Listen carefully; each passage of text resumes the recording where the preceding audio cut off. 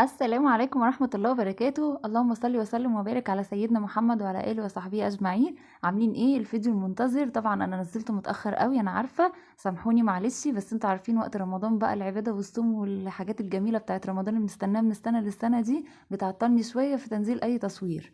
بس ان شاء الله هبقى معاكم بإذن الله بإذن الله، يعني هحاول ابقى معاكم دايما. وبرضه هعرض لكم الحاجات اللي فاتتني ان انا انزلها لكم، هنزلها لكم برضه. معلش بقى سامحوني على التأخير. تابعي معايا الفيديو ده جميل جدا جدا جدا، في حاجات جميلة قوي، وهوريكم برضو الحاجات الزينة اللي انا علقتها في الشقة، وهنعمل كل حاجة مع بعض. عايزة بقى لايكات كتيرة كده، وعايزة اشتراكات وحاجات جميلة تفرحني تشجعني انزل لكم الحاجات اللي احلى واحلى، هنزلها لكم بعد كده ان شاء الله. دي مشترياتي كانت لرمضان، قلت ما ينفعش اجيبها برضو ما خليكوش تشوفوها ولا تشاركوني فيها، فانا حبيت كده اصورها واوريها لكم.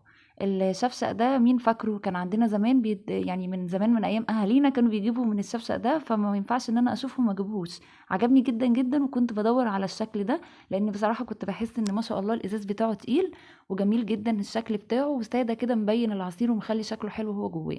وانا من عشاق الازاز، اللي شاف فيديوهات اللي فاتت قبل كده اكيد عارف ان انا بحب الحاجات الازاز دي قوي. الاطباق برضو، كنت جايبه السنه اللي فاتت رمضان اللي فات كنت مصوره معاكم طقمه ازاز كنت جايباها، اللي هو طقم العشاء. اللي ما شافوش هنزل لكم الرابط في صندوق الوصف، خشوا اتفرجوا على الحلقه، كانت جميله قوي وناس كتير عجبتها وسالتني جايباها منين وبكام. الطقم ده برضو انا جبته. عجبني قوي لان حسيت اطباقه غويطه حلوه جدا في الطبيخ والحاجات اللي هي اللي يعني خفه الكب، يعني زي ملوخيه زي الطبيخ والحاجات دي. ده بيبقى 6 قطع، جميل قوي. هو بيبيع الطبق بالقطعة برضو عنده، بس انا جبت 6 على بعض كده يبقوا طقم برضو، لما احطهم مع الطقومة التانية تبقى شكلها حلو جدا ايه، وهي طقم كامل كده.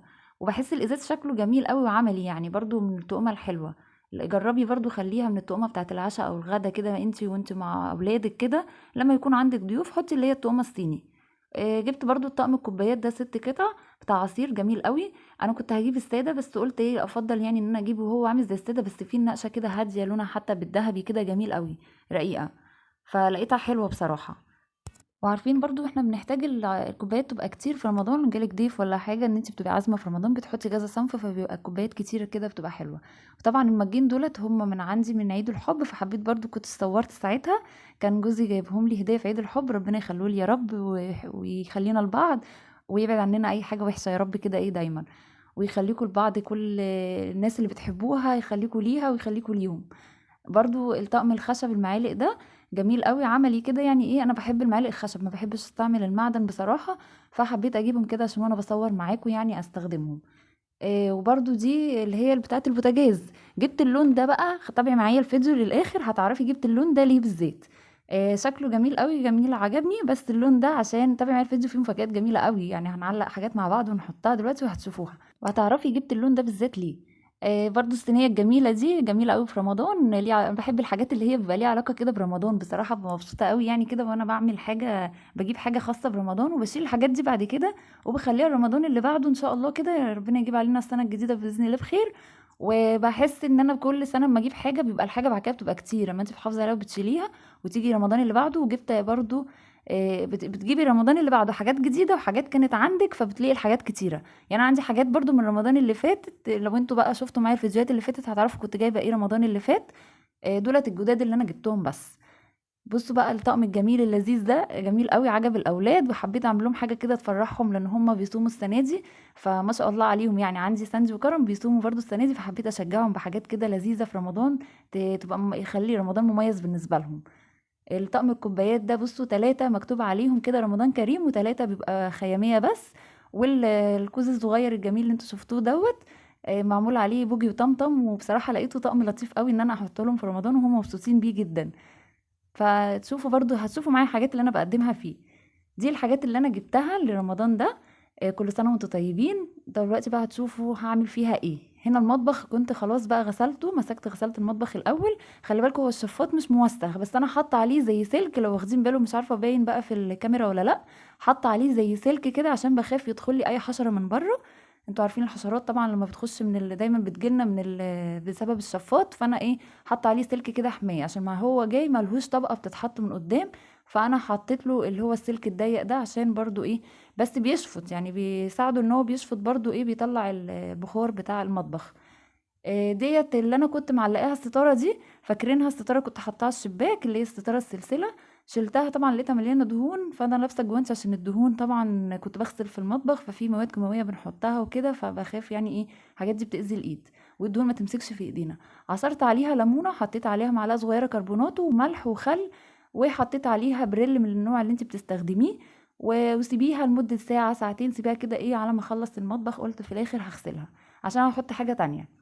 أنا غسلت المطبخ كان في الحتة اللي هي في الزاوية دي عند الماسورة، فقُلت هابقى أرجع أعملها تاني لإن ما بانتش معايا وأنا واقفة كده، بانت بس في الكاميرا، لإن الدهون أنا المطبخ باعمله باستمرار، فأنا بقى أمّا باعمله باستمرار كده بيبقى سهل عليَّ، ما بيكونش كوّمة الدهون فيه جامد.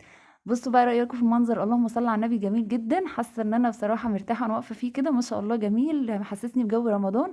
شُفتوا الرسمة أهي اللي على البوتاجاز اللي أنا وريتها لكم، شُفتوا الرسمة جبتها أحمر بقى اللون بتاعها عشان يبقى لايق مع الخيامية، والستاير الجميلة اللي أنتم شايفينها متعلقة ده، دي كلها أنا عاملاها على إيدي. أنا عملت الستارة دي وعملت بتاعة الحوض، كل ده أنا عملته بنفسي، جبت القماش وعملت كل حاجة بنفسي. إيه رأيكم في الجمال؟ اكتبوا لي برضه، قولوا لي أنتم علّقتوا برضه كده في مطبخكم عشان تحسّسوا نفسكم في جو رمضان والّا لأ. والستارة حطيتها بالشكل الجميل ده، الصينية معلش، وحطيت ستارة على الشباك. أنا أول مرّة أحط ستارة قماش على الشباك، لإن أنتم شُفتوا طبعًا الشباك فوق البوتاجاز على طول، فكنت باخاف النار تمسك فيه، فربنا يستر يعني. والستارة حطيتها تحت الحوض. بُصّوا بقى اللهم صل على النبي على الجمال. بُصّوا الصالة، أنا حبيت برضه أورّيكم بعد ما خلّصت فيها اتعلّقت الزينة وحطيت حاجة رمضان كلّها، فعاملة لي جو رمضاني كده جميل. كل سنة وأنتم طيبين. يا رب الفيديو النهارده يكون عجبكم. يا ريت تقولوا لي بقى في التعليقات إن أنتم شُفتوا إيه وعايزين تعرفوا إيه بالضبط، اكتبوا لي في التعليقات لو في حاجة عايزين تعرفوا سعرها. الفيديوهات اللي فاتت اللي أنا كنت عاملاها بتاعة التومة الإزاز كنت قايلة لكم أسعارها، وكنت قايلة لكم أماكنها. أنا بقى المرة دي مستنية منكم تكتبوا لي في التعليقات إيه بالضبط عايزين تعرفوا السعر بتاعه، وإيه بالضبط عايزين تعرفوا مكانه فين، وأنا هاقول لكم. كل سنة وأنتم طيبين. عايزة لايكات كتيرة بقى واشتراكات وفرحوني بمناسبة رمضان. كل سنة وأنتم طيبين. وعايزاكم برضو تكتبوا لي في التعليقات مين ختم المصحف أو مين لسه بيختم فيه يعني، وتكتبوا لي برضو مواظبين على الصلاة وبتعملوا ايه بالظبط في رمضان. يعني اكتبوا لي في التعليقات بقى وانا هقول لكم بالظبط. انا بالنسبة لي بختم في المصحف، انا بقيت في الجزء السابع، وان شاء الله يا رب ربنا يقدرني ان انا اخلصه باذن الله، ولو اقدر اخلصه مرتين هخلصه برضو، هختمه مرتين. فاكتبوا لي في التعليقات مين بقى في الجزء الكام، ونشجع بعضنا كده بقى، نتحدى بعض نشوف مين هيخلصه الاول. ويا جمال ان احنا نتحدى بعض في طاعة ربنا، يعني في القرب من ربنا. كل سنة وانتم طيبين، واشوفكم في حلقة جديدة من دلع مطبخك مع نانسي. باي باي.